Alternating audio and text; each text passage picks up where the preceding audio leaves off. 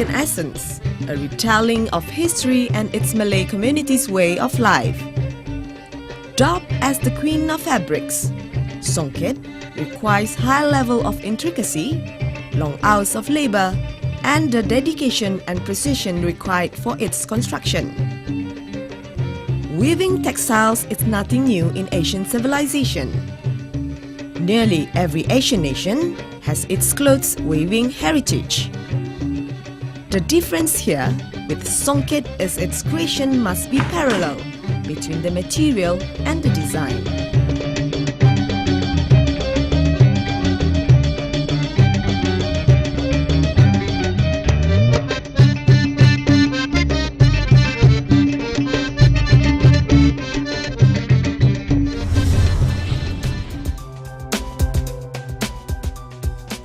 Weaving alternate is a process of interlacing the warp yarn and the weft yarn so as to form a fabric. The word Songket derives from the Malay word menyungkit, which means to hook. Hooking has everything to do with the Songket technique, which requires the weaver to slip in and out a group of golden and silver thread in between the warp thread. Songket is usually woven on a loom. The loom would hold the warp thread for the weaving process to take place.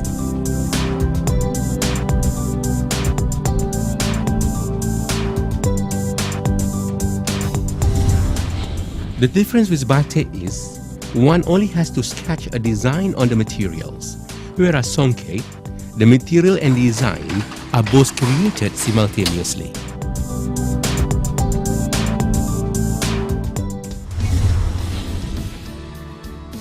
To start off, the thread or the yarn has to be cleaned thoroughly before the coloring process starts.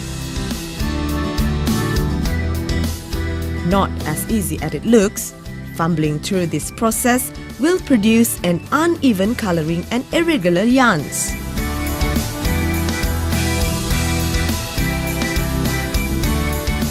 Melerai is a process to loosen the yarns that have been colored and separated into small spools and bobbins.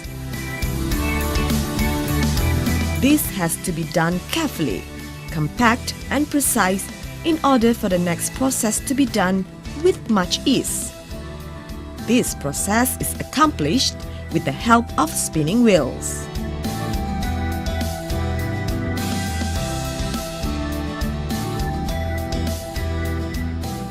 The process menganing is to determine the length and width of the warp thread required. Thread and the bobbin is hung on top of a device which is called the anian.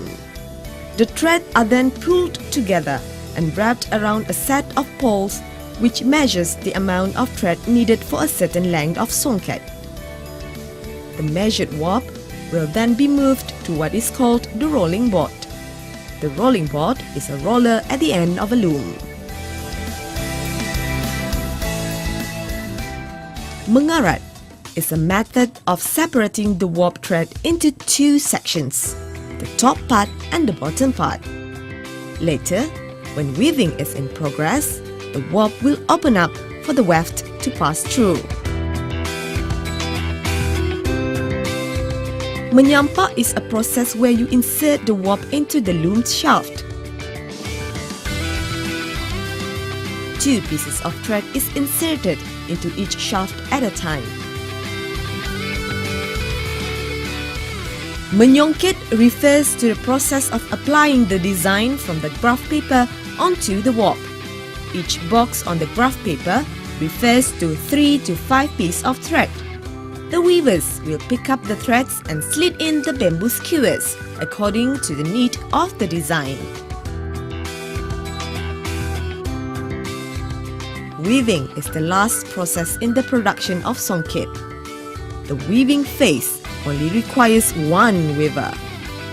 Precision and diligence are top two attributes that is required in a weaver. Today, there are more people who have enjoyed Songket. No longer it is limited to just the royal families. Its appeal has risen to new level of awareness. making it more contemporary in this modern age. Songket has embraced the new millennia with renewed vigor and same skin to stay on forever. Songket today is also the choice at weddings, either as gifts, decorative pieces, or even wardrobe for the king and queen of the day. With the rising cost of producing silk, gold and silver yarn in addition to the ever-changing moods in fashion trends, all this contributes and influences the Songket industry since 1950s. The work and effort to ensure Songket lives on have shown a relatively positive result. The Queen of Fabric, the pride of Malaysia, Songket is now coming back as a popular choice of fabric.